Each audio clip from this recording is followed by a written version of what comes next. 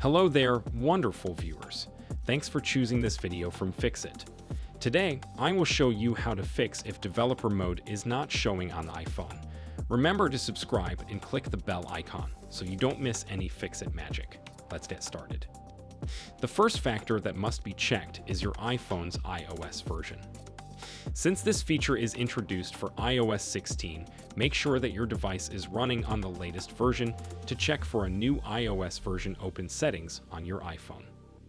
Navigate to General and click on Software Update.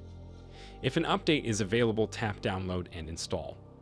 Follow the on-screen instructions to complete the process. Afterwards, your iPhone should restart automatically with the new iOS version installed.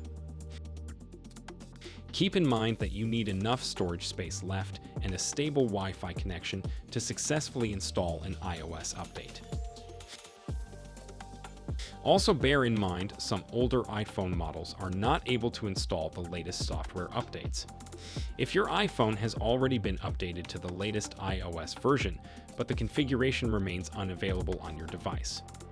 The next step is to use and install a software on your computer. For this, I recommend TenorShare, which conveniently works both on Mac and Windows PC. Aside from managing your device easily, the software also offers additional features that give you access to more information on your iPhone. After installation, launch iCare to your computer, and then connect your iPhone using an original or an MFI certified cable. Once your device is recognized, simply click on the developer mode option from the menu to make it available on your device. After that, return to the privacy and security settings on your iPhone, and you should see the developer mode menu at the bottom of the configuration page. Did this video help you? Comment below if I fixed your problem. Hit the subscribe button for more tutorials. Your input fuels us. Comment something below you would like to see fixed.